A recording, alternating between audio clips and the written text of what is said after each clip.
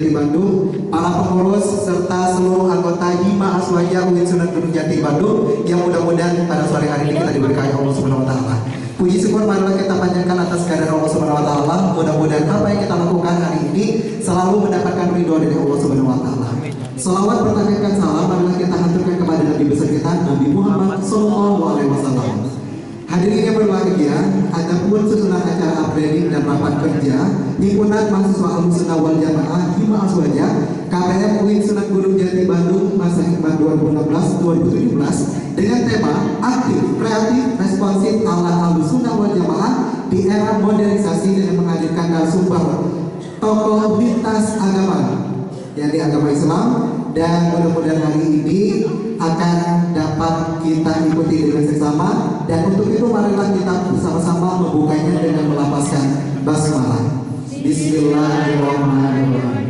Dan selanjutnya marilah kita ikuti pembacaan ayat suci Al-Quran yang akan dibacakan oleh Saudara Ferdi.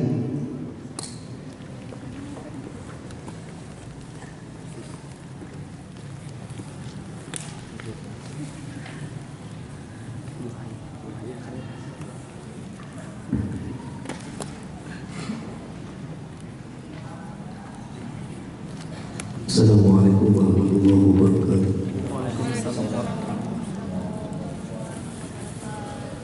A'udzu billahi minasy syaithanir rajim.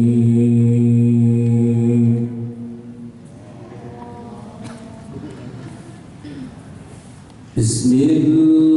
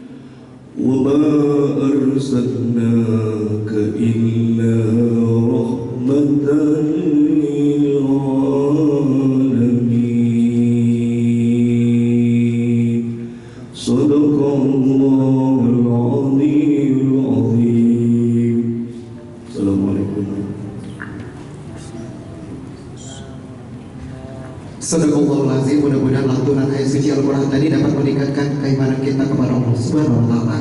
Amin ya rabbal alamin. Selanjutnya acara sambutan. Sambutan yang pertama akan disampaikan oleh Ketua Pelaksana, yakni kepada Saudara Husni Abdul Aziz. Kami persilahkan.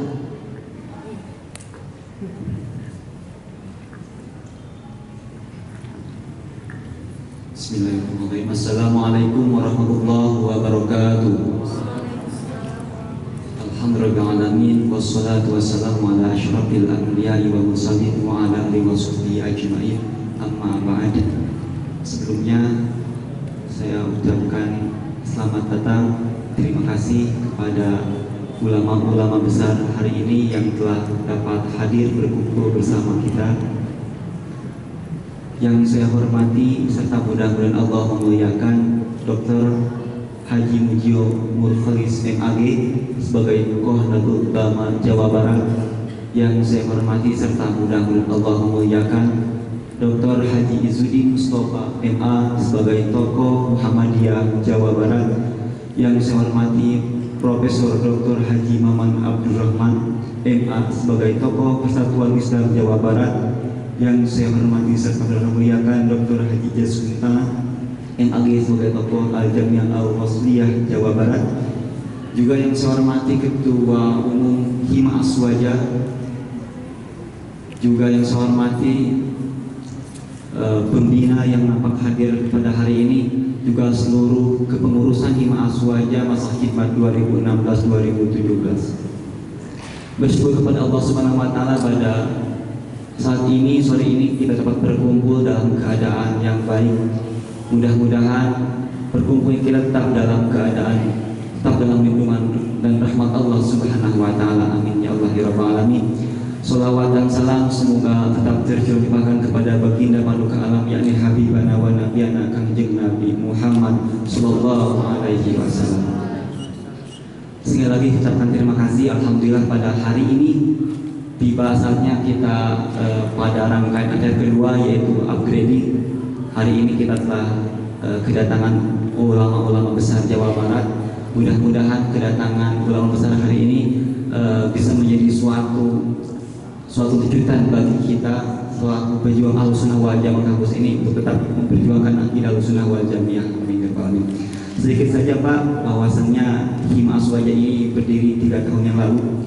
Alhamdulillah tetap tegas dan terus memperjuangkan akidah Ahlussunnah wal Jamaah. Tidak ada pemarginalan, orang Persis ada, orang Muhammadiyah ada, orang NU ada. Yang penting semuanya tetap teguh untuk memperjuangkan akidah Ahlussunnah wal Jamaah di dalam kampus. Wal Jamaah dalam kampus ya. Saking groginya ya. Itulah mungkin saya ucapkan terima kasih untuk teman-teman, untuk rekan-rekan seperjuangan. Hari ini mari kita jangan dengan momentum bahwa hari ini alhamdulillah kita kedatangan tamu-tamu mulia. Mari kita serap ilmu-ilmu yang luar biasa dari Al-Mukarram yang hari ini telah dapat hadir sebagai suatu sekali lagi wujudan bagi kita untuk tetap berjuang untuk menambah wawasan dalam hal ini tentang Ahlussunnah wal Jamaah.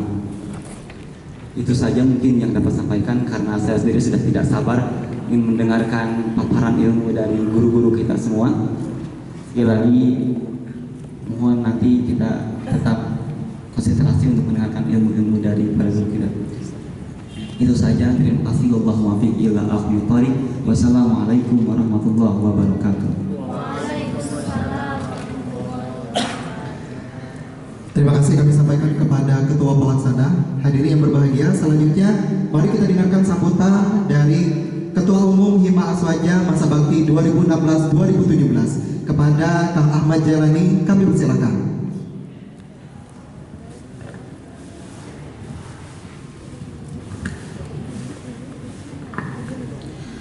Assalamualaikum warahmatullahi ta'ala wabarakatuh.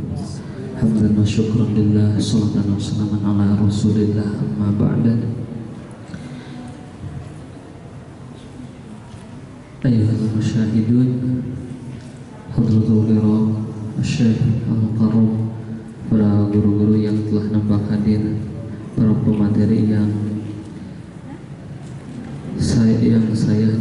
kita sama-sama nantikan fatwa-fatwa beliau. Sebelumnya saya aturkan banyak terima kasih atas kehadirannya karena telah menyisihkan waktunya untuk mengisi materi di acara upgrading Hima Aswaja, yang mana mudah-mudahan kedatangan para beliau ke sini menjadi sebuah amaliyah sholihah yang termaktub, yang mudah-mudahan menjadi wasilah bagi beliau dan kita semua bisa mendapat ridho Allah Subhanahu wa Ta'ala.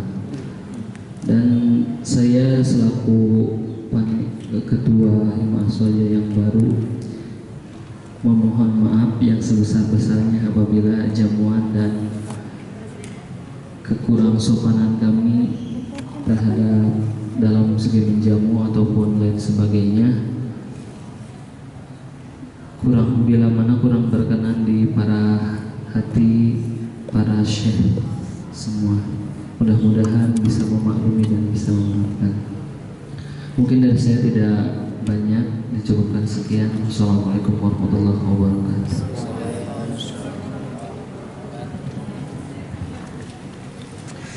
Hadirin yang berbahagia, demikianlah rangkaian acara pembukaan acara upgrading Himpunan Mahasiswa Ahlussunnah wal Jamaah tahun 2016-2017, dan setelah ini kita akan mengikuti acara pokoknya. Sebelumnya, marilah kita tutup acara pembukaan ini dengan bersama-sama melafazkan hamdalah. Alhamdulillahirrabbilalamin. Dan marilah bersama kita ikuti yakni acara upgrading Himpunan Mahasiswa Ahlussunnah wal Jamaah Hima Aswaja KBM Sunan Gunung Jati Bandung masa Hima 2016-2017 dengan tema aktif, kreatif, responsif ala Ahlussunnah wal Jamaah di era modernisasi, dengan menghadirkan tokoh-tokoh lintas ormas Islam di Jawa Barat. Dan acara upgrading ini akan dipandu oleh moderator kita, yakni akan saya bacakan CV-nya. Yang pertama yaitu nama Muhammad Aziz Mulhim MAG, tempat tanggal lahir 22 Juli 1987, agama Islam, alamat Cimahi, nomor handphone 0857 2211 2323. Selanjutnya untuk memimpin acara upgrading ini kami serahkan kepada moderator. Kami persilakan. Bismillah. Ayyuhal musyahidun al-kiram, assalamualaikum warahmatullahi wabarakatuh. Waalaikumsalam warahmatullahi wabarakatuh. Assalamualaikum jami'an warahmatullahi wabarakatuh. Waalaikumsalam warahmatullahi wabarakatuh. Alhamdulillah. Alhamdulillahilladzi ja'alana min ahli sunnah wal jamaah wa nas'aluhul barakah wan najati was salamah wa yaumal qiyamati syafa'ah. Amma ba'du. Qala Allah Ta'ala fi kitabihil karim wa huwa asdaqul qailin tabarukan bi dzikri. A'udzu billahi samil alim minasyaitonir rajim. Bismillahirrahmanirrahim. Ya ayyuhalladzina amanu may yartadda minkum an dinihi fasawfa ya'tillahu biqaumin yuhibbuhum wa yuhibbuna. Yang artinya, hai orang-orang yang beriman, jika engkau keluar daripada agamamu, maka aku akan mengirimkan suatu kaum yang kaum ini mencintai Allah dan dicintai oleh Allah.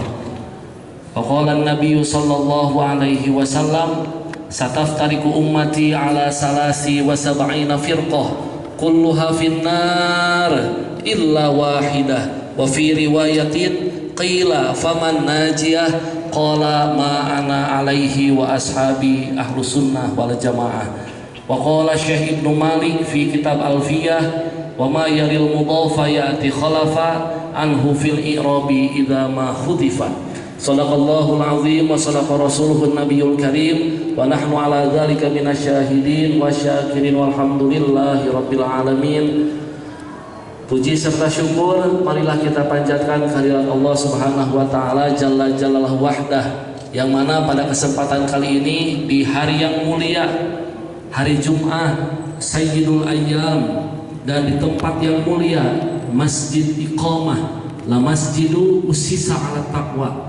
Anak-anak Hima Aswaja kajian di masjid, pelantikan di masjid, dan upgrading pun bersama tokoh lintas ormas Islam di masjid. Mudah-mudahan menjadi suatu esensi kita semua cinta kepada masjid, karena Rasul pun menyebarkan agama Islam pusatnya terlebih dahulu di masjid. Al-masjidu merupakan suatu kebanggaan bagi umat Islam, wabil khusus bagi pengurus himpunan mahasiswa Ahlussunnah wal Jamaah. Salawat serta salam semoga senantiasa tercurah kehadiran baginda Rasulullah Sallallahu Alaihi Wasallam. Yang kami hormati syaikhi wa syaikhina, guru kita semua, syuyukh daripada lintas ormas organisasi masyarakat Islam yang bernotabene sebagai akidah Ahlussunnah wal Jamaah. Di Hima Aswaja ada suatu visi misi, yaitu kesatuan dalam keragaman dan keragaman dalam kesatuan dalam bingkai Islam rahmatan lil alamin.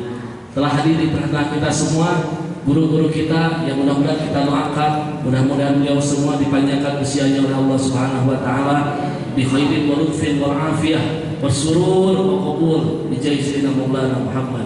Yang pertama, guru kita Al-Mukarram Al-Alim Bapak Dr. Kiai Haji Mujiyadul Khalis sebagai salah satu daripada sesepuh Nahdlatul Ulama, dan nampaknya di samping beliau Al-Alim Profesor Dr. Kiai Haji Maman Abdurrahman, yang mana ketika ada acara Hima Aswaja beliau selalu eksis memberikan pembinaan, wabil khusus kenangan buku tentang pemahaman Syiah.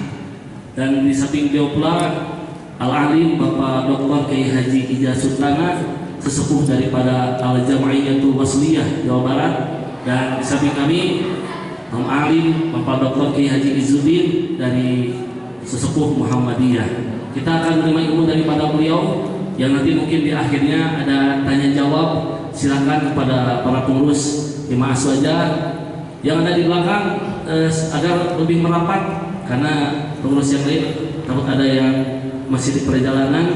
Kita sama-sama ta'milul ilmi, menerima ilmu daripada guru-guru kita semua. Mungkin yang pertama siap. Katanya sesuai komitmen beliau itu luar biasa, datang diundang jam 4 kurang beliau sudah hadir dengan kita semua. Syukron Syekh. Mungkin yang pertama pemaparan ilmu tentang sejarah persatuan Islam dan pembinaannya yang akan disampaikan oleh guru kita semua Al-Alim Profesor Dr. Kiai Haji Maman Abdurrahman. Beliau merupakan sesepuh daripada organisasi Islam Persatuan Islam atau sering akan disebut PERSIS. Kepadanya al-waqtu wal makan falyatafaddal alaihi mashkur. Syukran. Alhamdulillah ana as'alul khudur bi hadzal liqa' al-karim. Insyaallah sayakunu hadzal liqa' mustamir lianna hadzal liqa' muhim jiddan. Hunaka liqa'at bima yata'allaq bi al-umur al-aqidiyah al-an wal umur al-ijtima'iyyah fima ba'd, bal rubbama al-umur al-iqtisadiyah wal umur bi'a lianna hunalika masa'ib kathiran jiddan fi Indonesia. Hatta Gafatara masalah fi yawmin min al-ayyam nahnu nunaqish umur an Gafatara. Baik, dan Gafatar al-an intasharat fi Indonesia, walakin في الآن هؤلاء من أعضاء الجبهة هذه ومؤيدون قد جاءوا إلى أسرهم، ونحن لابد من المناقشة في الموضوع في المستقبل. لماذا حضر جبهة في إندونيسيا؟ نبدأ بالكلام bahasa Arab Indonesia ya. Bahasa Inggris makanya. Nah, ada bikalam an ahli sunnah wal jamaah ini penting sekali, karena memang kita kelompok sunnah wal jamaah, ada Syiah, ada Khawarij. Katanya kemarin itu ada tulisan di Republika, bukan kemarin, beberapa waktu yang lalu, itu harus ditinggalkan kelompok-kelompok itu, jangan sampai dijadikan berhala baru atau sembahan baru. Siapa yang baca di Republika tuh? Nanti kalau begitu ormas pun jadi sembahan baru. Iya, harus ditinggalkan ormas itu. Dan kebetulan tokoh ormas dia itu dulunya dan ketua suatu ormas besar. Butanya di Muhammadiyah ya. Mas Safi Marif. Nah saya jadi berpikir kalau begitu ormas pun harus ditinggalkan. Kan ada identitas, makanya ada kelompok. Jangankan urusan akidah, urusan budaya saja ada identitas kita itu. Orang Indonesia pakai kopea sambil pulang umroh, ini ada undangan raja ya, dari sana. Banyak ya, kemarin itu semalam 10 hari, dan kemudian di Jamiatul Masliyah Pak Yusna teman saya. Ya, yaitu Pak Yusnarinai ya, kemudian yang lain-lain di Indonesia 25 orang dan dari dunia 250 orang itu di dunia ini ya, berkumpul diskusi dan antaranya yang muncul masalah Ahlussunnah wal Jamaah ya, yang muncul di Afrika di mana-mana. Saya betulnya ikut ngomong, kata saya mestinya saudara dia menyiapkan beasiswa banyak-banyak karena banyak juga yang ditarik anak-anak kita di sini adalah ke negara tradisional itu. Nah, jadi identitas itu penting, jangankan urusan apa di universitas saja kan. Ada UIN Sunan Kalijaga, ada UIN apalagi? Bukan Malang. Sunan Ampel yang itu kan identitas, tidak bisa gitu. Kemudian ini UIN apa namanya? Sunan Gunung Jati, ngapain gitu pakai Sunan Gunung Jati? Kenapa tidak sebut UIN saja? Nah ini walaupun identitas kitanya tidak jelas Sunan Gunung Jati di sana itu, ya di sini apa sih identitas dari beliau Sunan rahimahullah ya yang sudah menyebarkan Islam ini di Jawa Barat. Nah jadi maksudnya adalah bahwa kita belajar di sini termasuk kelompok Ahlussunnah wal Jamaah seperti itu. Nah kebetulan ormas itu ada Persis di situ, ada Muhammadiyah di situ, ada NU, ada Jamiatul Wasliyah, kemudian nanti itu ada ormas-ormas lain, PUI dan lain sebagainya. Banyak sekali ormas itu. Gapatar juga kan ormas. Iya, tadinya ngaku ormas, ternyata menyebarkan akidah nggak jelas sehingga diusir dari Kalimantan itu. Ya. Nah, saya kebetulan sekarang ini jadi ketua MUI ya di Jakarta. Datang ke sini sengaja karena ini anak-anak saya juga. Ya, jadi saya ketua MUI di Jakarta yang ngurusnya yang gini-gini gitu. Bagian saya itu ngurus aliran-aliran sesat. Malah kemarin saya ketemu Pak Dedi. Pak Dedi bukan Dedi tebanya Bupati Purwa gitu. Jadi Mulyadi sudah 2 kali saya ikut. Apa yang diomongkan oleh saya kepada beliau, saya bilang HMI ya, kan orang HMI dia. Iya, jangan di kami, mainnya cerita orang kami, nyari osna gitu. Kamu jadi presiden, kabar dipindahkan ke Purwakarta. Mana iya teh? Tong kemana-mana? Kamu jadi ketua Golkar tadi suka, kan bisa siap jadi ketua Golkar tadi. Tolonglah. Saya bilang, Pak Bupati, saya sebagai senior Anda, tolong, apalagi ngaku HMI, jangan dikeluarkan lagi kata-kata yang tidak sesuai dengan tuntunan syariat Islam, dengan tuntunan Al-Quran dan Sunnah Rasul. Beliau tidak menjawab, cuma mesem-mesem aja beliau itu. Gitu. Nah, karena tugas saya itu ngurus semacam beliau itu dari MUI Pusat saya ditugaskan juga, termasuk aliran-aliran semacam tadi Gapatar tadi, termasuk ini yang sedang diskusikan Ahlussunnah wal Jamaah. Nah kembali lagi karena saya sebagai bukan pengurus Persis Jawa Barat ya, saya ini mantan ketua umum Persis sadunya, bukan saja Barat, sadunya malah saya dipilih di Turki sebagai anggota ulama internasional mewakili Asia Tenggara. Saya itu di Turki itu begitu tuh, ya di Turki kita memilihnya gitu senestur dan kidul Turki di Istanbul saya dipilih, tapi jangan Istanbul bahasa Sunda. Kenapa beda Istanbul di sana dan Istanbul bahasa Sunda? Ai Istanbul bahasa Sunda maka aya si mama keur masak, ai budakna teh neng Iis hayangan pisan dahareun ari samuna can asa ari lautna geus asa jeung bahasa Sunda mah Istanbul cenah kitu. Habis apa lagi ditambul itu ya orang karena bulan hareup gitu ya. Jadi Istanbul itu mah Istanbul orang Jamis sama. Kebetulan saya di Prancis juga ya, istri saya dari Turki ya, saya dari Prancis perenakan Jamis, istri saya dari Turki turunan Kidul juga yaitu dari Salopa. Nah kemarin saya bilang Bapak Bupati saya tidak ingin itu kalau diajak ke pendopo, bukan pendopo, ke ruang kantornya, nggak mau. Kenapa Pak Profesor? Saya ini takut sebelah jatuh cinta. Jatuh cinta pada siapa? Kasih Nyai, kata saya. Kaget itu Nyai naon Nyai? Padahal Nyi Roro kidul sebab intinya ayah kamar khusus gitu. Saya jadi caranya nasihati pada beliau itu dengan secara main-main, bertahap, bil hikmah wal mau'izatil hasanah, gitu kan.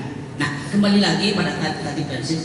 Persis itu adalah satu organisasi yang didirikan pada tahun 1923 ya.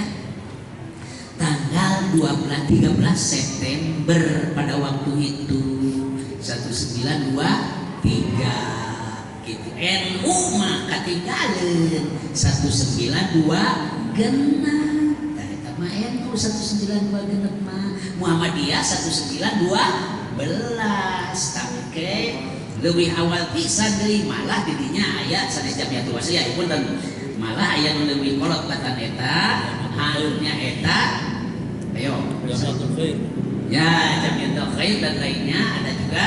Nah disitulah kelahiran untuk apa?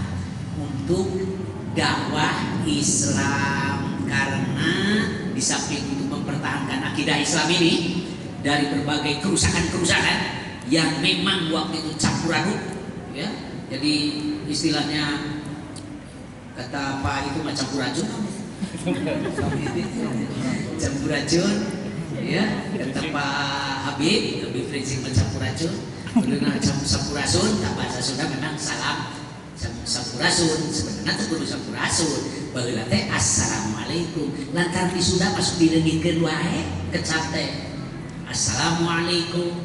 Ya assalamna kayak jadi campur, kumna jadi ya begitu. Kan di urang seperti gerak sholat we salat, wudu wulu gitu kan di urang begitu ya. Ya. Ya, Allah gitu kan. Nah maksudnya gini bahwa dakwah di Persatuan Islam dulu itu juga untuk mempertahankan akidah Islam ya.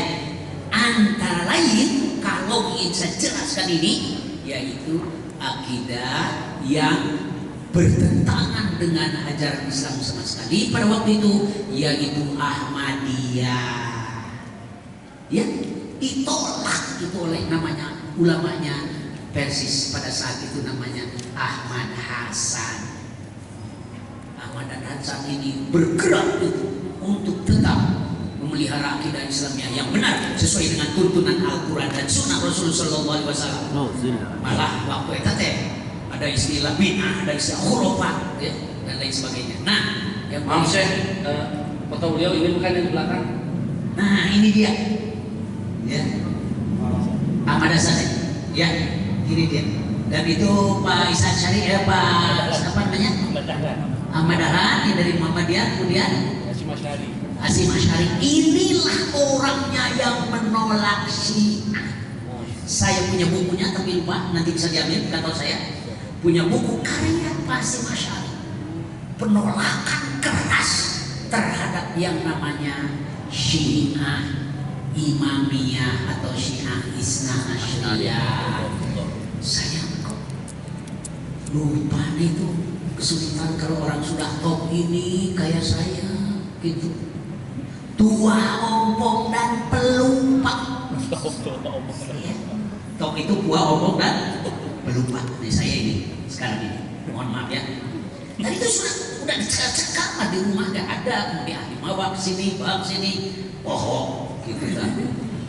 Udah main SMS. Jangan lupa itu barangkali ada buku nah itu baru diingatkan. Tapi insya Allah bisa diambil di Basnas, karena kebetulan saya sebagai ketua Badan Amil Zakat Nasional untuk Kota Bandung. Karena itu mereka yang ingin disertasi nanti, ingin tesis dan ingin skripsi bisa memberikan minta sumbangan ke sana untuk bikin skripsi, tapi khusus untuk mahasiswa atau mahasiswi Kota Bandung, karena saya sebagai orang Kota Bandung ya gitu. Ya, tapi dengan sakit kalina gitu kan kudu mawa surat miskin orang tua gitu kan. Hari ke miskin mah hanya ulah anak dosen mah menang gitu kan. Nah, kembali lagi bahwa yang ditolak habis-habisan itu Ahmadiyah oleh Hasan itu. Karena itu Bapak Soekarno almarhum ketika dia dituduh sebagai Ahmadi, maka dia tolak habis-habisan. Saya tidak pernah katanya ikut Ahmadiyah. Dari mana? Saya kan dia dituduh menyebarkan Ahmadiyah di Sulawesi, di Selebas. Ngambek beliau itu, kapan saya pergi ke Selebas? Pekerjaannya ketika di penjara dan dulu di Kota Bandung itu sering berguru pada Ahmad Hasan ini ketika dia kuliah di ITB ya. Beliau itu sampai mengaku saya simpatisan Persis. Nah, gara-gara apa? Gara-gara, mohon maaf ya, Pak Karno itu disuruh oleh orang sepenjaranya, Bu, kenapa tidak 3 hari dan 7 hari mertuanya meninggal? Ibu Inggit itu, ya, ibunya Ibu Inggit itu meninggal, gitu ya. Katanya enggak, saya mah enggak 3 hari 7 hari, katanya besok 3 hari 7 hari. Enggak, saya wacana muridnya Hasan dan saya Persis sebagai punya simpatisan katanya. Nah, jadi itu dia simpatisan Persis itu. Walaupun kesini saya dengan putri-putri putranya belum pernah bertemu, saya inginnya bertemu menyambungkan silaturahim. Bapak Karno itu simpatisan Persatuan Islam. Gerak dia, gerak. Nah, bedanya ini kalau ini mempertahankan Islam itu dari aliran tadi non Islam yang namanya Ahmadiyah. Kalau beliau yang di atas bukunya jelas sekali menolak Syiah. Jadi aneh lamun punten ya, ngapa ya? Nahdiyin ngaku ngahormat ka Syiah, eta teu inget ka kolot. Gitu ta. Teu inget ka kolot. Mestinya kan inget. Saya saja ini dari aspek itu penerus daripada Kiai Hasyim Al-Masyari. Bukunya ada dan saya baca. Begitu, belum semua dibacakan, cukup berjuang sedikit lah. Nah, itulah Persis. Dan sampai saat ini di Persis meneruskan gerak langkah oleh Kiai Hasyim mengenai penolakan terhadap Syiah, dan sudah ada fatwanya, bahkan sudah ada buku-buku yang menolak. Dia termasuk aliran sesat. Kenapa? Gitu. Nah, saya ada singkatan di sini. Lihat aja, kalau buku-buku kumplinya saya ada juga sih. Nah ini Qutbusilah bin Nabi, mereka itu Qutbusilah bin Sahabat. Kenapa? Ini ada 8 jilid tapi hilang. Seingat saya memberikan fotokopiannya pada Profesor siapa yang? Bukan. Yang tafsir itu? Pak Nurwaja, karena saya sering siapa yang sering ke Jakarta dengan saya sama-sama? Jakarta dengan beliau. Ya, jadi dengan saya itu sering, saya kan anggota tim tafsir di Departemen Agama dengan beliau ini, ya. Kemudian saya kasih, kalau tidak salah ingat saya, fotokopiannya dulu itu sebanyak 8 jilid. Di sini akan jelas sekali bagaimana mereka menghina Rasul. Umpamanya ini dari aspek aku ini ya, umpamanya gini, mereka itu menyebut bahwa Abu Bakar Umar itu berhala Quraisy, Siti Aisyah itu calon ahli neraka, yang dinikahi oleh Utsman bin Affan itu bukan putri-putri Rasulullah. Coba bayangkan, Quran itu sudah berkurang, mestinya 17.000 ayat sampai 18.000 ayat, tapi hanya 6.200 sekian ayat atau 6.666 ayat dulu itu supaya tereh lah sebenarnya agak kurang ya. Begitu mereka itu, bayangkan nanti katanya Quran ini mau turun, karena sekarang sedang disimpan dulu oleh orang atau Imam Mahdi. Nanti ketika suatu saat mendengar menjelang kiamat mau dibagikan Quran itu, kapan dipakainya? Kiamat mau dibagikan. Sekarang saja baru 6.000 ayat, jadi pakai kan? Gitu tuh. Gitu. Ayeuna wae can dipake nu aya 6.000 ayat. Mana dipakai nang? Indonesia saja susah.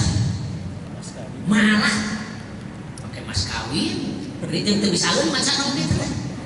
Gitu tah. Nah, Quran, malah sekarang Quran dilecehkan kan oleh orang itu. Coba GLBT itu apa sih? Kan melecehkan Al-Quran. Bahkan itu yang menamakan dirinya HAM. Kita tidak boleh ikut-ikutan, itu kan keinginan mereka katanya. Coba, tidak ada amar ma'ruf nahi munkar yang diperintahkan oleh Al-Quran itu. Karena saking mendewakannya apa yang disebut dengan hak asasi manusia. Bahkan sekarang muncul agama-agama baru, misalnya Baha'i itu sudah muncul itu, dan sudah lama, dan minta pada partai main agama supaya gitu. Itu Baha'i itu nabi baru juga, kayak Ahmadiyah Mirza Ghulam Ahmad, nabi baru, Baha'i nabi baru, kemarin nabi baru dari yang tapa di Gunung Bundar di Bogor. Ya, itu kan nabi baru itu dia itu. Yang namanya Musaddiq itu kan dapat itu dari Musaddiq munculnya. Nah, saya tidak akan berpanjang-panjang sebenarnya karena banyak pembicara juga yang lain, tapi yang paling penting adalah bahwa marilah kita jaga ahli sunnah wal jamaah ini, kita bela di situ. Kenapa muncul sih ahli sunnah wal jamaah? Begini dongengnya lama itu. Dulu itu kan biasa berebut kekuasaan Pak itu. Nah, yang membela Ali pada waktu itu disebutnya Syiah. Tidak ada yang membela si lainnya, biasa-biasa aja itu membela yang lain-lain itu. Tapi Imam Syafi'i sampai menyatakan tidak ada yang paling dusta di dunia ini kecuali Syiah. Gitu di buku saya ada, diambil dari Imam Syafi'i itu. Ya, tadi bukunya udah dibagikan, yang kecil itu. Nah itu, ya. Nah saya di sini hanya membedakan sedikit aja ini.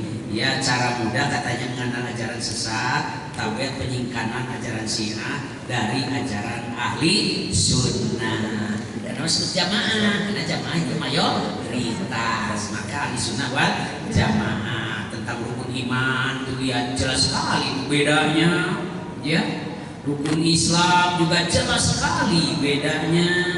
Tentang iman, kepercayaan kepada imam-imam bukan rukun iman, tapi di Syiah jadi rukunnya. Tentang khilafah gitu ya, mereka di sunnah menghormati, ada khulafaur rasyidin, di kalangan mereka enggak ada khulafa yang disebut khulafaur rasyidin itu. Malahan mengapa terjadi pertengkaran di sampah bagi ini kan? Para khalifah mencuri kekhilafahan dari Ali bin Abi Thalib. Ya perang misalnya. Saya kebetulan ditugaskan oleh MUI juga tempoh hari untuk datang hadir di Jawa Timur menghadiri musyawarah daerah pengambilan ketua MUI yang baru di Jawa Timur. Kalau ingin lebih mantap dari NU juga jangan salah itu. Ya, teman dekat saya juga itu Bapak Bukhari namanya, Bapak Abu Somad Bukhari. Suatu waktu mesti diundang ke sini. Tempo ini sudah diundang juga ke Pak Atian, ke Anas sudah diundang ya. Nah, di situ alangkah bagusnya jika mahasiswa di sini suatu saat ada berkumpul dan beliau itu yang pakarnya luar biasa dalam keadaan masalah Syiah itu. Ya, kemudian dalam Al-Quran kalau kita sudah lengkap, mereka masih kurang ya. Dan kemudian surga dan neraka itu, ya itu surga dan neraka. Surga itu adalah untuk mereka saja, dan untuk selain mereka Syiah semuanya masuk neraka. Ini calon ahli neraka itu.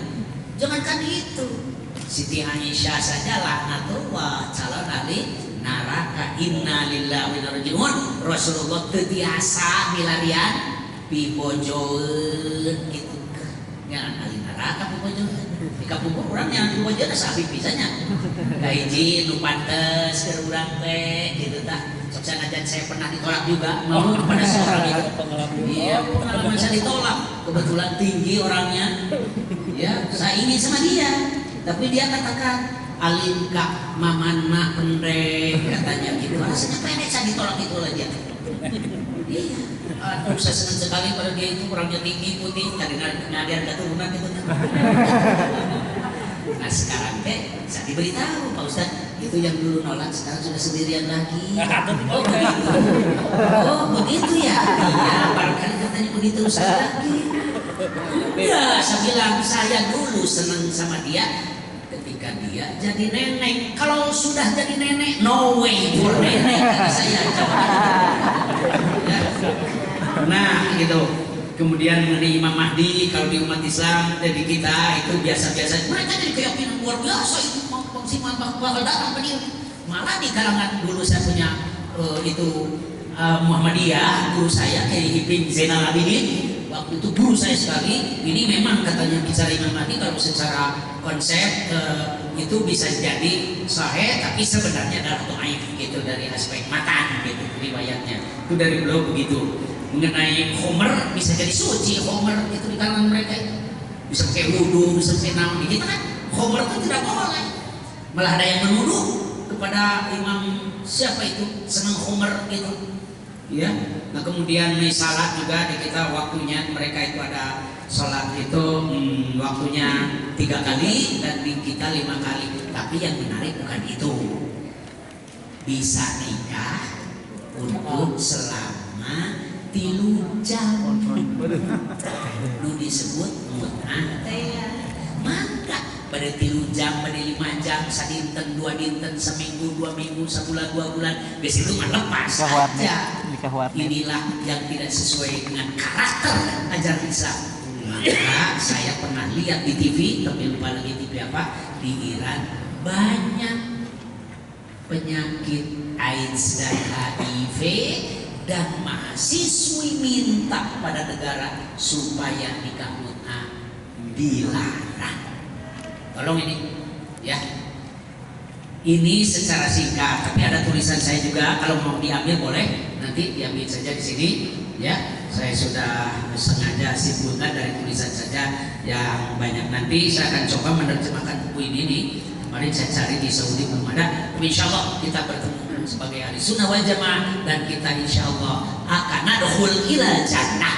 Amin ya Allah. Dengan kematian wafatnya kita husnul khotimah. Jadi bukan umur panjang umur pendeknya, tapi yang penting kita ada dalam husnul khotimah dan kemudian kita sehingga tempoh hari mereka ribut tentang GPS GPS. Saya bilang saya tidak ingin pakai GPS dan saya tidak mau pakai GPS karena kematian saya sesudah assalamualaikum wassalamualaikum dari sholat tahajud kata saya, dan kita semuanya ingin seperti itu. Sekira itu atur nuhun jazakallah. Saya doakan pada generasi muda ini nanti jangan sampai S1 geus, S1 geus mun wisuda ka S2 gitu tah. Sebab ayeuna mah S1 teh sarojeng S teler gitu tah. Jadi S1 selesai, S2 satu. Malah saya berkeinginan sampai doktor generasi ke depan untuk SDM kita diperkuat dalam membangun NKRI yang Islamik seperti itu. Rabbana atina fid dunya hasanah wa fil akhirati hasanah wa qina adzabannar. Allah yakhudhu bi aydina ila ma fi khairin lil Islam wal muslimin. Wassalamualaikum warahmatullahi wabarakatuh. Assalamualaikum warahmatullahi wabarakatuh. Terima kasih kepada guru kita semua yang sangat luar biasa memaparkan ilmunya tentang kajian persatuan Islam. Dimohon dan dulu nanti kita akan ada tanya jawab bersama beliau.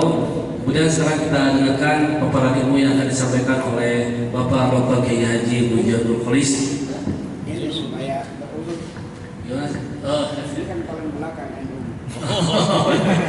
Siap. Waktu maghrib jam 6:05. Syekh nanti ada waktu kurang lebih sekitar 40 menit. Mau yang dipayun waksul ya teh ada orang jauh. Dimohon saya nanti terakhir kita akan tanya jawab dulu itu Syekh. Kepada Bapak Dr. Kiai Haji Izzuddin, berani dipersilakan. dengarkan aja tadi. Saya sebentar aja. Assalamualaikum warahmatullahi wabarakatuh. Alhamdulillahirabbil alamin wassalatu wassalamu ala asyrafil anbiya'i wal mursalin nabiyina Muhammadin wa ala alihi washabihi ajma'in. Amma ba'du. Faqala Allah ta'ala fi kitabil karim, a'udzu billahi minasy syaithanir rajim. Bismillahirrahmanirrahim. Wal takum minkum ummatun yad'una ilal khair wa ya'muruna bil ma'ruf wa yanhauna 'anil munkar wa ulaika humul muflihun. Al-ayat. Saya alhamdulillah sudah 2 kali diundang di Aswaja ini. Entah berapa sudah 2 tahun yang lalu kalau salah ya. Pertama kali saya diundang oleh saudara Aziz ini, saya tanya yang dimaksud dengan Aswaja ini apa? Kata dia, jawabnya Ahlus Sunnah wal Jamaah. Kalau Ahlus Sunnah wal Jamaah itu di Indonesia ini kalau ada 2 di Indonesia. Ada Ahlus Sunnah wal Jamaah yang disampaikan oleh Pak Maman tadi secara universal, ya. Muhammadiyah, NU, Persis, Al-Rasul, semuanya Ahlus Sunnah dari segi akidah. Gitu. Tetapi ada lagi di NU itu Ahlus Sunnah wal Jamaah, kalau tidak salah ini ya. Nanti Pak Joyo kalau diberitahu diluruskan. Jadi yang berakidahnya menggunakan Asy'ari dan Maturidi, sedangkan dari segi fikihnya adalah mazhab 4. Kalau tidak salah begitu. Nah, ini yang kata Aziz bukan itu, Pak. Jadi Ahlus Sunnah wal Jamaah yang pertama itu yang bersifat universal itu. Jadi kumpulan dari beberapa organisasi yang ada di Indonesia, dari Muhammadiyah, Persis, kemudian NU dan juga Al-Basriyah umpamanya, atau yang lainnya, segala macam itu. Ya. Nah kemudian kalau seandainya Profesor Abdul Rahman tadi sudah pernah berdiskusi yang mengatakan tentang Syiah, kemudian Ahmadiyah segala macam, termasuk saya dengan Bang Muji juga pernah berdiskusi dengan Syiah itu di Babu Salam. Babu Salam saya pernah diundang sebagai majelis ulama, majelis sebagai NU. Ya. Tapi yang diperdah itu bukunya buku NUI yang tipis itu, ya, terdah oleh Syiah. Saya mempertahankan, padahal saya bukan penulis, profesor itu. Saya bukan penulis buku itu, tapi mempertahankan buku ini. Itu saya.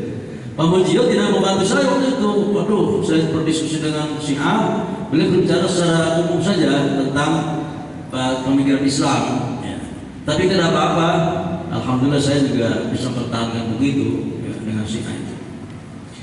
Kemudian selanjutnya saudara-saudara sekalian, nah sekarang Muhammadiyah sebagaimana tadi dikatakan oleh Profesor Abdul Rahman itu berdiri tahun 1912. Kenapa berdiri tahun 12? Ya? Karena pada saat itu pemuda-pemuda Indonesia itu belajar ke Arab Saudi kebanyakannya. Santri-santri Indonesia itu setelah haji tidak pulang, belajar lagi. Di Saudi saat itu di Makkah ada 2 pemikiran Islam. Ada pemikiran yang berguru kepada Syekh Nawawi Banten, ada juga yang berguru kepada Syekh Ahmad Khatib Minangkabau. Dan Ahmad Dahlan ini banyak berguru kepada Ahmad Khatib dan terpengaruh dengan pemikiran Wahabi dan Muhammad Abdul di Mesir. Sehingga pulang ke Indonesia, melihat kondisi objektif di Indonesia banyak TBC. Apa TBC? Tadi sudah sampaikan pemahaman. TBC itu takhayul bid'ah dan khurafat. Ya. Itu latar belakang dirinya Muhammadiyah itu banyak penyakit TBC. Jadi tahun 12 itu kondisi umat Islam saat itu banyak budaya-budaya lokal masuk Islam, tapi bertentangan dengan ajaran Islam adat itu. Maka Muhammadiyah didirikan dalam rangka tajdid dari segi pemikiran yang dari Abdul itu, kemudian juga mempertahankan akidah Islamnya dari Wahabinya, akidahnya itu. Jadi itu berarti kumpulan sebenarnya Muhammadiyah itu. Nah sekarang dari segi akidahnya apa? Akidahnya Muhammadiyah itu Ahlus Sunnah wal Jamaah. Ya. Jadi kalau NU mengatakan Ahlus Sunnah wal Jamaah, Muhammadiyah juga sama Ahlus Sunnah wal Jamaah, tidak ada bedanya. Jadi ada beberapa organisasi yang di Indonesia itu sebenarnya perbedaannya masalah furu'iyah saja, masalah cabang-cabang agama yang tidak begitu penting. boleh dilakukan boleh tidak, namanya sholat subuhnya kunut atau tidak, itu aja bedanya di situ. Tarawihnya 23 atau 11, itu nggak ada masalah yang begituan. Karena itu masalah fikih seperti itu sejak dulu itu sudah ada sebenarnya, bukan masalah baru. Ya. Jadi oleh karena itu yang kita pertahankan adalah akidah Ahlussunnah wal Jamaah ini. Kemudian dari segi fikih bagaimana Muhammadiyah itu? Muhammadiyah mengakui semua mazhab fikih, tapi yang menggunakan dia mengambil pendapat yang lebih kuat, pendapat berdasarkan majelis tajwid Muhammadiyah. Jadi bukan berarti tidak menghargai kepada pendapat ulama, menghargai, hanya saja dipilih pendapat-pendapat ulama kira-kira yang mana yang perlu diambilnya. Itu namanya dalam usul fikih disebutnya raddul furu' ilal usul. Jadi masalah-masalah agama yang sudah dikaji oleh para ulama terdahulu dikaji lagi dari mana dasarnya, mana Qur'annya, mana hadisnya itu. Nah, itulah tugas daripada majelis tajwid di organisasi Muhammadiyah. Dan juga alhamdulillah Muhammadiyah itu dengan NU sama-sama punya kelebihan. Kalau di Muhammadiyah banyak sekolah, sekolah-sekolah Muhammadiyah di Indonesia ini banyak sekali, termasuk perguruan tinggi juga. Begitu juga NU banyak mendirikan pada pesantren ya, pesantren Muhammadiyah di mana, pesantren NU di mana-mana, dan juga persis ya. Jadi Muhammadiyah berdiri tahun berapa? 12. Apa tujuannya? Tujuannya menjunjung tinggi agama Islam sehingga terwujudnya masyarakat Islam yang sebenar-benarnya. Jadi Muhammadiyah itu sebenarnya tidak terlalu ingin menjadi negara Islam di Indonesia, tetapi yang penting masyarakat Islam atau orang-orang Islam itu melaksanakan agamanya dengan baik. Jadi tidak harus mendirikan negara Islam, tetapi menjunjung tinggi agama Islam sehingga terwujudnya masyarakat Islam yang sebenar-benarnya itu. Nah itu, jadi sekali lagi saya mengapresiasi ya pada aswaja yang ada di UIN Sunan Jati Bandung ini, dan kita teruskan itu itu. Adanya aswaja di sini adalah kumpulan dari berbagai organisasi yang ada di Indonesia ini, organisasi besar, yaitu satu urutan daripada berdirinya di Bangsa bukan Muhammadiyah, Persis, kemudian NU tahun 26. Kalau Allah sudah berapa Pak Ija? 20, 30, lebih muda lagi berarti. Dan kalau oleh orang karena itu Al-Wasliyah itu di belakang bicaranya, ya, karena paling belakang. Ya. Kalau tidak salah Al-Wasliyah ini mirip-mirip dengan NU ini dari segi fikihnya, nanti kita jelaskan lagi oleh Pak Ijaya.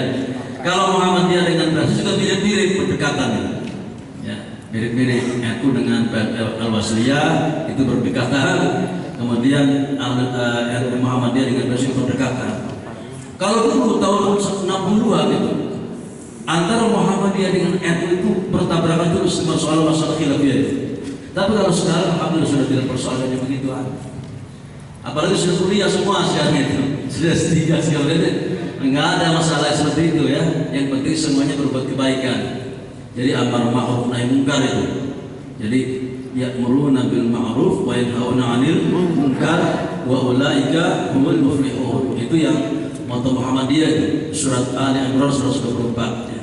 Itu moto Muhammadiyah. Sekira sampai kesempatan kepada pemuja dan paija, ya silakan. Kurang lebih mohon maaf. Nasrun minallah wa fathun qarib, fastabiqul khairat. Assalamualaikum warahmatullahi wabarakatuh. Ya, diaturkan terima kasih kepada guru kita semua, Bapak Dr. Kiai Haji Izzuddin Mustafa MA.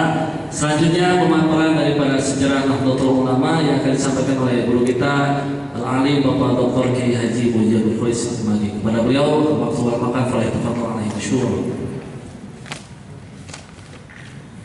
Assalamualaikum warahmatullahi wabarakatuh. Bismillah, alhamdulillah, wassalatu wassalamu ala rasulillah wa ala alihi wa sahbihi wa mawala wa la hawla wa la quwwata illa billah. Jadi sesuai dengan urutan kelahiran ormas untuk pembicaraannya. Dan kalau kita lihat latar belakang lahirnya NU itu justru antara lain dengan munculnya pembaruan di Mesir dan juga di Saudi.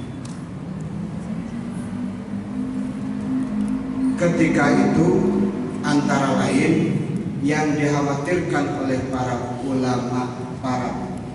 ulama pengasuh pesantren di Indonesia, yakni adalah pelestarian kitab-kitab fikih. Kitab-kitab fikih yang sudah turun-temurun dijadikan sebagai panduan ibadah dan muamalah. Jadi di antara latar belakang kelahiran NU adalah justru pembaruan tajdid yang dilakukan oleh Abduh dan juga oleh Abdul Wahab, Muhammad bin Abdul Wahab. Yang mereka khawatirkan antara lain adalah karena kitab-kitab fikih tidak lagi madhab itu tidak lagi dipedomani sedemikian rupa. Mereka atau para pengasuh pesantren itu begitu menyayangkan ketika mereka membawa berbagai kitab dengan seluruh pemikiran dan seluruh isinya, terutama dari Timur Tengah atau karya-karya ulama Timur Tengah seperti An-Nawawi dan sebagainya, itu kemudian dianggap tidak lagi untuk perlu dikaji secara khusus. Itu kekhawatiran mereka ya. Kalaupun ternyata Muhammadiyah masih mengkaji, itu ya barangkali karena masa memang berubah. Jadi kekhawatiran para ulama itu pada ulama ya sebelum berdiri itu antara lain begini. Kemudian juga maka ada beberapa ulama yang kemudian mengerucut. Artinya tadinya sekian banyak ulama, ada satu riwayat menyebutkan 66 berkumpul di Bangkalan Madura. Kemudian pada beberapa waktu berikutnya tinggal 40, bahkan akhirnya mengerucut menjadi 4 orang. Akhirnya satu diantaranya untuk menghubungi atau untuk menyatukan pendapat para pengasuh pesantren di Indonesia, yang 3 itu diutus untuk sebagai komite Hijaz untuk menemui Raja Saudi waktu itu.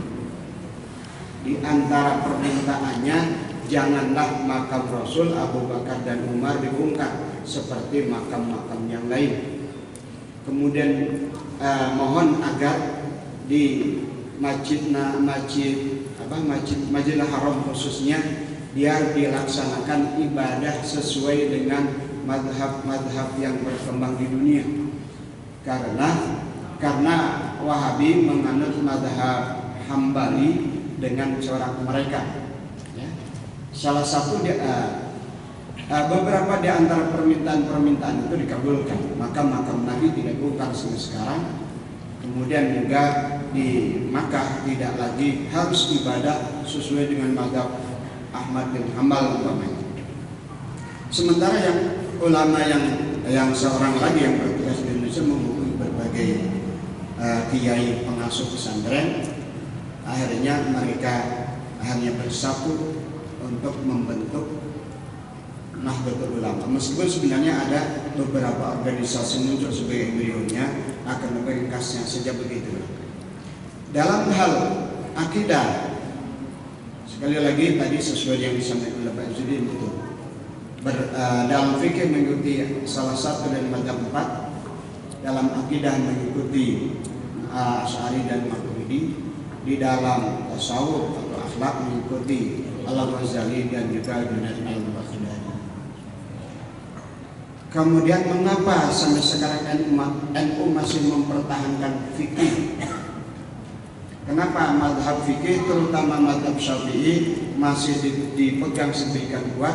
Kenapa tidak seperti Muhammadiyah atau seperti Tarsis? Ini setelah saya pikir-pikir, berkali-kali saya mengajar usul fikih. Ternyata ada salah satu tema dalam usul fikih itu adalah ikhtilaful fuqaha. Ikhtilaful fuqaha. As-Suyuti dalam kitab Ar-Rad Alaman Akhlaqil Ab dan panjang itu judulnya. Beliau menyatakan bahwa mengetahui ikhtilaful ulama termasuk salah satu syarat ijtihad. Dan ternyata dalam penelitian modern kita sekarang wajib meneliti atau mengetahui penelitian tema yang sama oleh orang-orang sebelum kita. Kita tidak dibenarkan beristihad sebelum kita mengetahui pendapat-pendapat sebelum kita. Dalam penelitian sekarang nggak boleh kita mengajukan satu judul, membuat disertasi atau tesis atau yang lain sebelum kita mengkaji penelitian orang sebelum kita. Maka ternyata alhamdulillah mempertahankan masih di ini itu juga sebenarnya suatu langkah yang bisa mengikuti pola modern. siap. Ternyata kita harus mengkaji fikih atau pendapat-pendapat ulama sebelumnya. Kemudian di dalam, maka oleh karena itu NU sama sekali tidak merasa risih dan tidak merasa minder dengan mengaku sebagai jam'iyah muqallidin, para muqallid. Nggak ada seorang NU pun yang sampai sekarang berani menyatakan saya mustahil. Nggak ada. Dalam tingkat Basul Masail tingkat nasional, bahkan terakhir ketika saya ikut muktamar di Jombang, itu Jawa Timur yang sebenarnya mengemukakan metode istinbat yang cukup luar biasa, itu juga diakhiri kami bukan mujtahid, kami adalah muqallid. Cuma di dalam tradisi NU taklid itu ada dua macam, taklid qauli dan taklid manhaji. Taklid qauli itu artinya menghargai dan mengambil pendapat-pendapat yang sudah ada. Dalam istilah sekarang adalah menggunakan hasil penelitian ulama terdahulu. Dan itu ternyata dibenarkan kita, umpama dalam dalam penulisan disertasi, bahkan kalau kita mencantumkan teori ulama tertentu di latar belakang, kemudian kita akan menguji teori itu atau kita akan melahirkan teori baru untuk menentangnya atau menggagalkannya, itu dibenarkan. Maka taklid qauli itu mengambil pendapat-pendapat imam madhab atau mujtahid di kalangan madhab Syafi'i khususnya dan madhab-madhab yang lain yang ada dalam kitab-kitab mereka. Namun juga tidak sembarangan kitab, ada daftar al-kutubul mu'tabar atau mu'tamadah, kitab-kitab yang muktamad, kitab-kitab yang bisa diandalkan. Jadi tidak sembarang kitab. Selanjutnya model taklid yang kedua adalah taklid manhaji. Karena sadar kita tidak bisa melahirkan teori ijtihad, melainkan menggunakan ijtihad yang telah dilahirkan oleh ulama terdahulu, maka itu sebenarnya adalah muqallid, tapi secara manhaji. Muqallid atau taklid secara manhaji, menggunakan manhaj atau menggunakan metode ijtihad di kalangan ulama-ulama Syafi'i khususnya. Baru nanti kalau tidak ada Syafi'i akan lari kepada Hanafi dan yang lain dan sebagainya. Jadi kalau di kebetulan Muhammadiyah versus NU sekali lagi memang lahir antara lain mengkhawatirkan perkembangan atau tasdid yang di Timur Tengah itu ternyata sudah berpengaruh besar ke Indonesia dengan lahirnya Muhammadiyah dan Persis. Justru kebimbangan atau kekhawatiran ulama-ulama pesantren khususnya yang telah sekian lama punya tradisi membaca kitab kuning karya ulama terdahulu, yang itu barangkali tidak dilakukan di pondok-pondok atau di pesantren Persis dan Muhammadiyah, kecuali kita pilihan atau bahkan mungkin semacam maudu'i ya. Kalau di NU kan nggak, Safinah itu tamat dari Bismillah sampai tamat kalimat Rabbik. Bahkan muhadzab yang 4 jilid itu dikaji dari Bismillah sampai tamat. Muhadzab yang 4 jilid, saya pernah ikut Ibna yang 2 jilid juga betul. Dari awal sampai akhir. Ya Anatul Talibin yang 4 jilid juga dibaca. Ada kajian, tapi kalau untuk tingkat bawah kan itu hanya kitab tertentu. Yang kitab terbesar itu nanti dikaji di kitab di hari-hari libur ketika santri libur, guru-guru dari berbagai macam pondok itu datang ke pesantren besar untuk membaca Ihya umpama. Ihya yang 4 jilid 2 kali. Biasanya 1 bulan di bulan Maulud sampai pada Maulud, 1 bulan lagi di bulan Rawah sampai pertengahan Ramadan, atau di bulan Rawah. Nanti Ramadan para kiai atau ustaz-ustaz muda itu kembali ke pesantren mereka untuk mengajar kembali masyarakat. Jadi itu sebagai bisa disebutkan adalah respon dari perkembangan atau tajdid yang lahir di Timur Tengah, khususnya di Mesir oleh Abdul dan juga di Saudi oleh Muhammad bin Abdul Wahab. Jadi kalau dulunya terasa ada gesekan-gesekan terus, itu memang lahirnya begitu, ya, lahirnya begitu. Tapi sekarang setelah ada semakin dewasa, NU semakin dewasa, Muhammadiyah juga semakin dewasa, Persis pun semakin dewasa, maka meskipun masih ada, tidak terlalu terlihat seperti dahulu. Ya itu saja barangkali. Tapi yang barangkali yang perlu untuk kita sikapi dari kelahiran NU adalah ketulusan para ulama untuk mengabdikan diri kepada ilmu. Ya, karena para ulama itu berkumpul bermusyawarah bagaimana menyelamatkan akidah Islam Ahlussunnah wal Jamaah.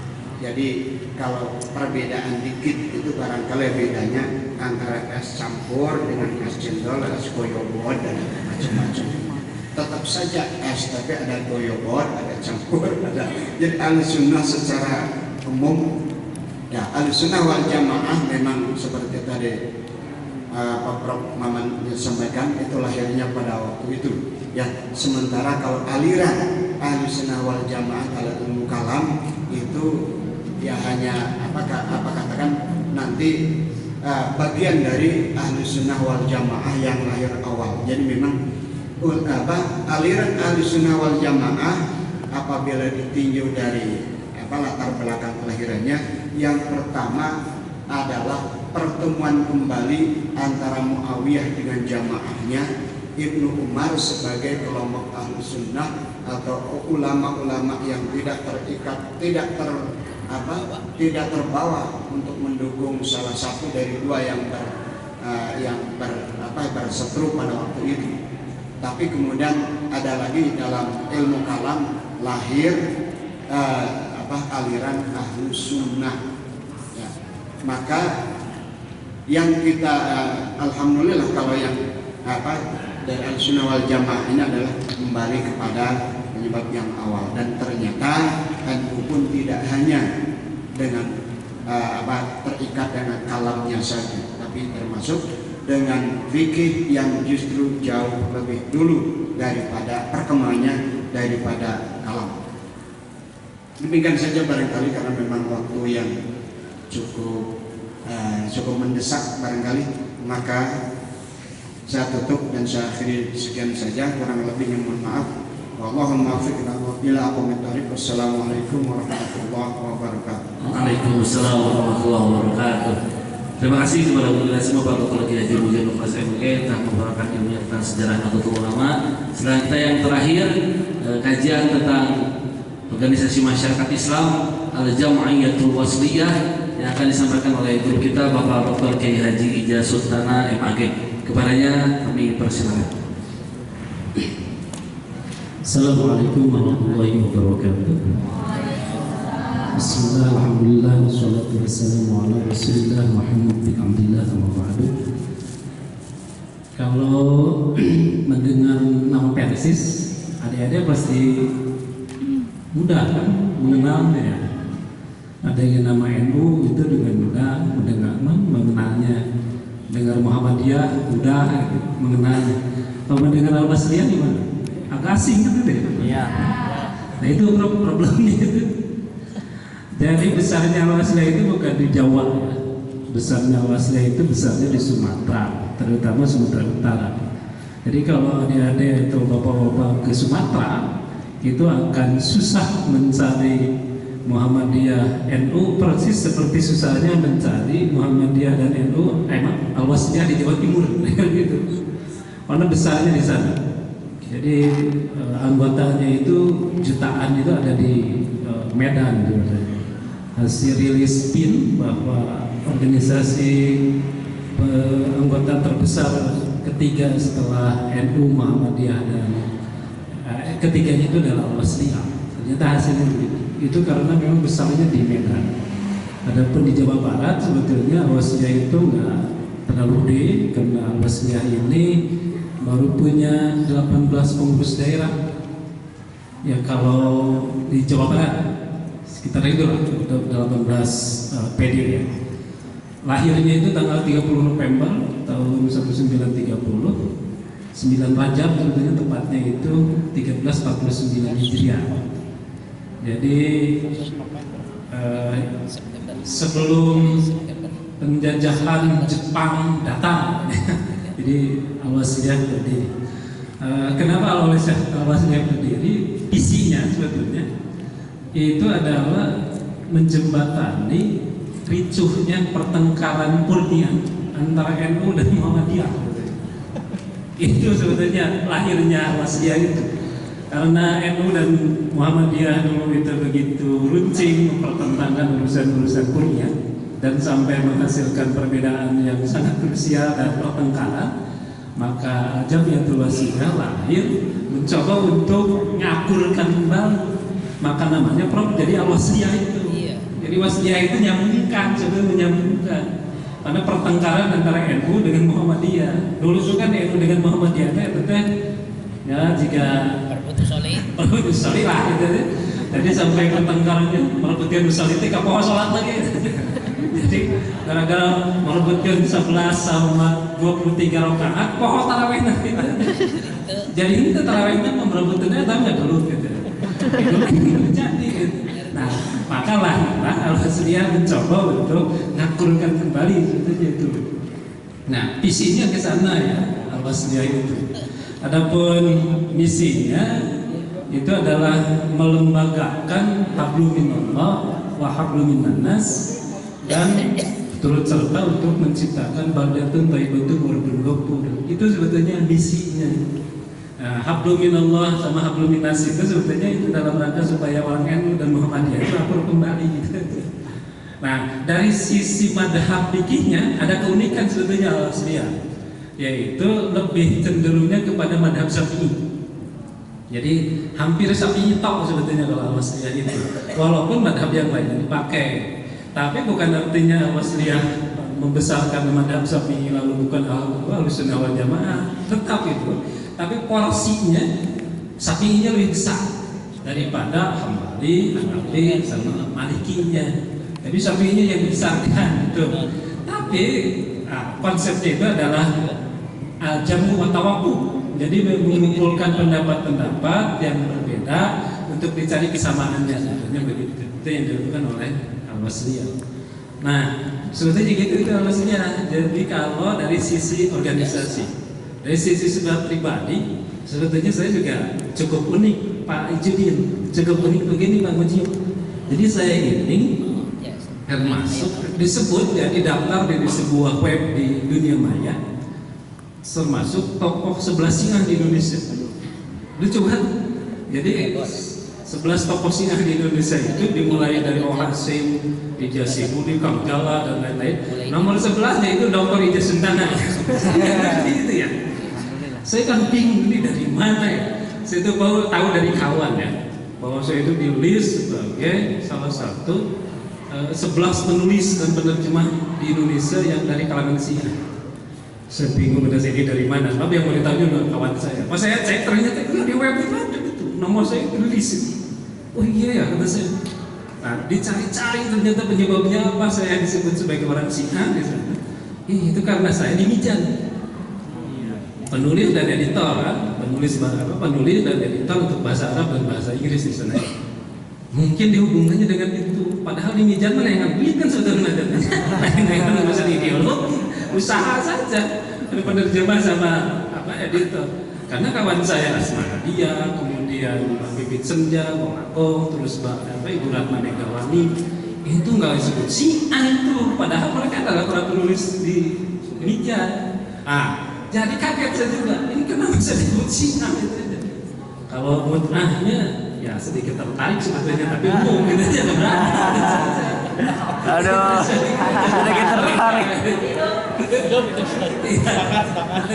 Nah, jadi ini ada yang uniknya. Saya kaget kenapa saya disebut Syiah. Itu lucu. Dan itu kan sampai jadi kelakar kan kalau di fakultas itu. Di Syiah di UIN itu ada dua. Satu Ibu Dr. Syiah Kosia. Ya, saya itu. Yang satu lagi Pak Ijah katanya gitu. Jadi tertawaan lah gitu di sini. Nah ini gitu, kalau cari Syiah ada dua di UIN itu. Saya dengan Ibu Syiah, karena Ibu Syiah namanya Ibu Syiah. Kalau saya disebut Syiah tidak. Memang waktu saya penulis kan beberapa tulisan saya dipublish itu di koran, tapi saya nggak tahu. Karena dari dulu, dari kecil sampai hari ini, syahadat saya persis seperti apa yang kebanyakan orang di sini. Kemudian sholat saya juga 5 waktu. Terus tentang puasa juga sama seperti apa yang kita lakukan. Haji juga sama. Kemudian keyakinan politiknya juga sama seperti Ahlus Sunnah wal Jamaah. Jadi nggak ada sebetulnya saya sebagai orang Syiah dari sisi namanya gitu ya. Jadi saya kaget itu kalau Anda lihat Syiah Passion itu. Jadi kalau search nama saya di Google itu akan keluar dari sekian ribu nama saya, salah satunya adalah saya sebagai tokoh Syiah, tokoh penulisnya di Indonesia. Ada juga gitu saya. Sampai kaget tuh. Saya juga tahunya dari kawan itu yang mengesep dari Makassar. Bahasanya kan kasar kawan saya. Lu katanya Syiah ya? Kenapa? Itu coba lihat aja di website. Lu itu disebut tuh sebagai Syiah. Nah, saya pikir itu mau klarifikasi saja dari saya. Kalau mungkin nanti ada adik-adik atau siapapun yang melihat tulisan bahwa saya adalah seorang Syiah, itu adalah bohong, jangan dipercaya. Karena saya tidak tahu dengan urusan Syiah, terus tidak tahu dengan urusan apa yang terjadi di kalangan Syiah. Karena keyakinan saya bahwa sahabat kulluhum udul, semuanya adalah adil dan tidak ada yang istimewa dan diistimewakan, semuanya adalah setara dari sisi martabat karena semuanya adalah orang-orang dekat Rasulullah. Itu sajalah sampaikan dari Al-Wasliyah. Mudah-mudahan ini sebagai pengenalan kepada adik-adik bagi yang tertarik untuk menjadi Al-Wasliyah, dipersilahkan saja daftar aja lah. Kebetulan ini saya mengibarkan buku. Ini juga ada pola dan sistem kaderisasi Al-Wasliyah. Jadi kepada Aswaja saya serahkan nanti. Terima kasih Prof. Pak Mujia dengan Kak Kiai Ijudin. Assalamualaikum warahmatullahi wabarakatuh. Waalaikumsalam warahmatullahi wabarakatuh. Luar biasa pemaparan ilmu daripada guru kita semua. Oke, ada waktu kurang lebih 10 menit. Barangkali dari para rekan kita pengurus Hima Aswaja, himpunan mahasiswa Lulusan Majama mau dipertanyakan. Dari angkatan satu, dari perempuan satu. Dari mana ya? Ya, di belakang, silakan. Sebutkan nama dan jurusan, terus dipaparkan pertanyaannya yang singkat, padat dan jelas. Silakan. Assalamualaikum warahmatullahi wabarakatuh. Waalaikumsalam warahmatullahi wabarakatuh. Perkenalkan, nama saya Muhammad Ridwan dari Fakultas Syariah jurusan Hukum Tata Negara. Terus saya ingin bertanya pada Profesor Dr. Haji Maman. Begini Pak, Indonesia ini kan mayoritas akidahnya Ahlus Sunnah wal Jamaah. Nah, sesuai tadi apa yang Bapak sampaikan bahwa kita semua harus menjaga akidah Ahlus Sunnah wal Jamaah.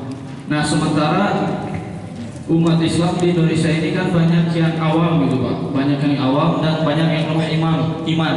Nah, bagi yang awam dan yang lemah iman itu, saya rasa mudah terpengaruh dan mudah terdoktrin oleh pemikiran-pemikiran sesat, termasuk Syiah, Ahmadiyah dan liberal dan sebagainya. Nah, yang ingin saya sampaikan, bagaimana solusinya supaya Indonesia ini ya kuat akidah Ahlus Sunnah wal Jamaahnya. Solusinya kenapa di Indonesia ini tidak dilarang saja aliran-aliran sesat atau dibubarkan gitu Pak. Kedua, tadi Bapak berbicara tentang Pak Deddy, itu kan pernah konflik dengan Habib Rizik ya Pak. Saya ingin bertanya pendapat Bapak tentang Habib Rizik ataupun FPI itu Pak khususnya. Terima kasih. Assalamualaikum warahmatullahi wabarakatuh. Syekh, ini ada 2 poin pertanyaan. Syekh, yang pertama masalah kenapa tidak dibubarkan saja secara tegas gitu dari pemerintah. Yang kedua, bagaimana pendapat Syekh tentang Habib Rizik dengan Bupati Purwakarta masalah kemusyrikan di Purwakarta yang berbeda masalah patung-patung itu. Ya. Silakan. Pertama langsung saja ke Pak Habib Rizik. Jadi begini, jadi itu kan Pak Habib biasa-biasa saja, dia juga orang Ahlus Sunnah wal Jamaah gitu. Pak Habib Rizik itu, tapi beliau itu kan orang spontanitas Campuracun. Kenapa menyebut campuracun? Karena tadi Pak Bupati nyampurkan ajaran Islam dengan ajaran Sunda wiwitan. Itu masalahnya. Karena itu saya ketika berbicara dengan Polda di sini, maksud saya dengan bagian reserse, ya, bahwa saya diwawancarai mengenai bagaimana pernyataan Pak Bupati. Saya bilang ini banyak sekali yang tidak sesuai dengan ajaran Islam. Bahkan ini banyak kesesatan-kesesatan bahwa ada bau menghina ajaran Islam. Jadi Habib Rizik itu menurut saya sah-sah saja ngomong seperti itu, karena nyampur ajaran Islam dengan itu. Itulah yang saya sedang kerjakan dengan beliau, Pak Bupati, karena dia sebagai tokoh kami. Saya suka bilang pada beliau, kemarin juga bertemu dengan beliau, Pak Bupati, tolong bahasanya dikendalikan. Apalagi kata saya, Bapak, ya, sebagai bahasa Sunda, ngobrol di pakai bahasa Indonesia, ya, bahasa Sunda, Bapak jadi bupati, jadi tokoh masyarakat, jadi kurang HMI, mulang deui karena tuntunan Quran jeung sunnah Rasul Shallallahu Alaihi Wasallam. Saya hanya bisa berdoa saja bahwa mudah-mudahan beliau ini cepat atau lambat itu kembali lagi pada keyakinan semulanya, yaitu Islam, apalagi tokoh kami gitu. Jadi kecap kaminya tetap terpelihara. Itu yang saya sedang upayakan pada beliau, termasuk para ulama dari Purwakarta juga gitu. Mudah-mudahan kita juga berdoa buat beliau, mudah-mudahan tidak keluar lagi pernyataan-pernyataan yang bertentangan dengan ajaran Islam itu. Begitu. Jadi kembali lagi Pak Habib Rizik, karena tadi kata saya nggak salah Pak Habib mah gitu, dan memang benar kenyataannya ajaran Islam campur aduk dengan Sunda wiwitan. Itu dari karena itu Pak Habib Rizik tidak salah kata saya. Ya, nah sebaliknya kita harus menasehati Pak Bupati, ya, malah kalau suatu waktu juga mungkin Anda aswaja ingin bertemu dengan beliau, itu bisa saja bertemu Anda itu dengan beliau, silaturahim sambil ngobrol-ngobrol tentang bagaimana perjuangan ke depan, karena dia juga sekarang ini ingin jadi calon gubernur, memimpin Golkar kata saya. Apalagi Pak Bupati kan ingin jadi ketua Golkar sekarang. Tolong akidah-akidah yang tidak bagus ditinggalkan dan jangan dikeluarkan lagi pernyataan itu. Saya selalu begitu, karena kita tidak boleh secara tomol istilahnya kita ikuti Quran saja. Bunuh ila sabili rabbika bil hikmati wal mau'izatil hasanah. Bahkan Profesor Ahmad Syafi'i badai aya pangaosan isukan kemis payung cenah di Purwakarta. Kemarin sudah konsul dengan saya, katanya saya sebutnya Babeh biasanya oleh beliau itu, karena memang saya sudah tua lah tadi, dia sudah top ya. Cenah saya diundang kumaha itu datangan jadi ulama ngomong apa Nabi Musa jeung Nabi Harun idhaba ila fir'auna innahu tagha gitu. Jadi ulah nyarekan baru datang ke pejabat tinggi teh lantaran ieu teh ustad rek minta duit rek nyarekan gitu. Maka cek Bupati mangga Pak cenah abdi ngantosan bade disisilan mah gitu. Memang disisilan ku abdi teh, tapi nganggo bahasa hikmah wal mau'izatil hasanah. Mudah-mudahan beliau itu kena tokoh ya, bukan hanya tokoh daerah, tapi dia itu di kami itu jadi soalnya ya. Jadi dia lurus kembali pikirannya sebagai tuntunan Al-Quran, ahli dan sunnah, dan dia sebagai ahli sunnah wal jamaah. Sekiranya itu dari jawaban dari saya. Saya tidak akan terus tunggu sebentar. Ya, terima kasih. Barangkali dari kata-katanya silakan kita batasi satu aja terakhir ya. Ya mudah-mudahan waktu kita bisa bertemu sama guru-guru kita. Nanti ditutup dengan penyerahan cenderamata oleh para pengurus Hima saja. Silakan sebutkan nama dan daerah jurusan. Assalamualaikum warahmatullahi wabarakatuh. Waalaikumsalam. Saya Siti Halimatus Syadiah dari jurusan Sosiologi. Dikatakan bahwa Ahlussunnah wal Jamaah itu golongan yang dijamin selamat oleh Rasulullah.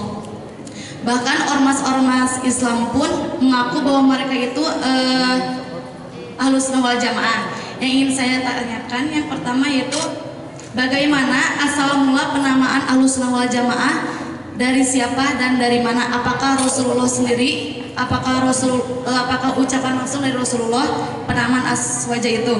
Yang kedua, apakah ada dalil yang menunjukkan nama Ahlus Sunnah wal Jamaah? Dan yang ketiga, mengapa Islam itu terpecah belah? Maaf sebelumnya, seperti adanya NU, Muhammadiyah, Persatuan Persis, Al-Jami'iyah, Al-Wasliyah. Kenapa tidak satu saja yaitu Ahlus Sunnah wal Jamaah? Padahal tujuannya itu sama saja, yaitu beribadah dan mencapai ridha Allah. Ya itu mungkin. Assalamualaikum warahmatullahi wabarakatuh.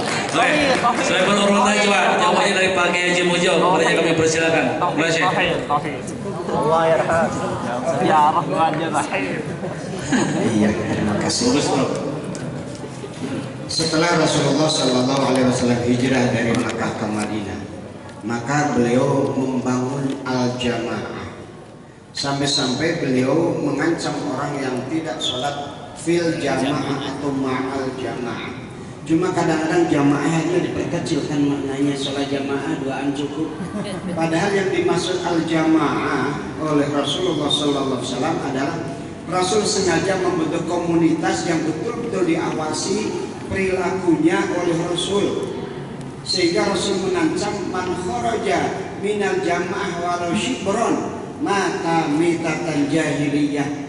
Orang yang kembali atau yang keluar dari jamaah meskipun hanya satu jengkal keluarnya, maka dia akan mati dalam keadaan jahiliyah.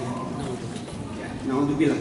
Jamaah yang dimaksud dalam hadis itu dalam berbagai kitab syarah itu dikatakan adalah jamaah yang dibentuk oleh Nabi, yang diawasi oleh Nabi, yang dikendalikan oleh Nabi, perilakunya selalu dibimbing, diawasi oleh Nabi. Maka para ulama menyebutkan jamaatul khair, orang-orang ahli kebaikan di kalangan sahabat. Maka kalau tadi dikatakan sahabat kulluhum udul, itu karena mereka dibimbing oleh Rasulullah SAW. Itu kata al-jamaah. Kalau kemudian mengatakan Ahlus Sunnah wal Jamaah itu tadi secara politis, ya, secara politis, atau para ahli sejarah menulis setelah umat Islam terpecah secara politis menjadi dua, pengikut Ali dan pengikut Muawiyah. Sementara saat itu Ibnu Umar memimpin sekelompok ulama di Madinah, Ali di Kufah, kemudian Muawiyah di Baghdad. Di Makkah, Madinah itu waktu itu pimpinannya adalah Ibnu Umar. Beliau memimpin para ulama yang berpihak kepada, yang berpijak kepada ajaran Rasulullah SAW, masih mempertahankan jamaah sebagaimana yang Rasul sampaikan tadi. Ya.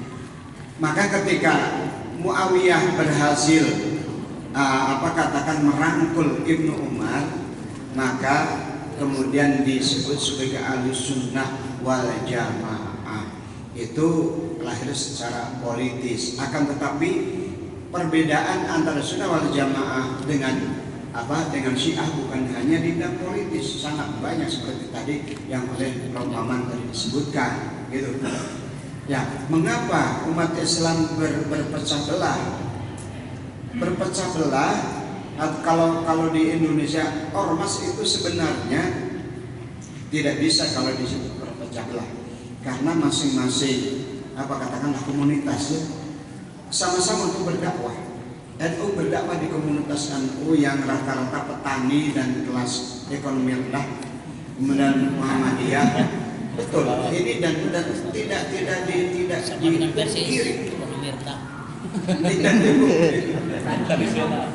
Tapi kalau Persis tadi istilahnya puritanisme atau penyucian, katakan pemurnian ajaran Islam.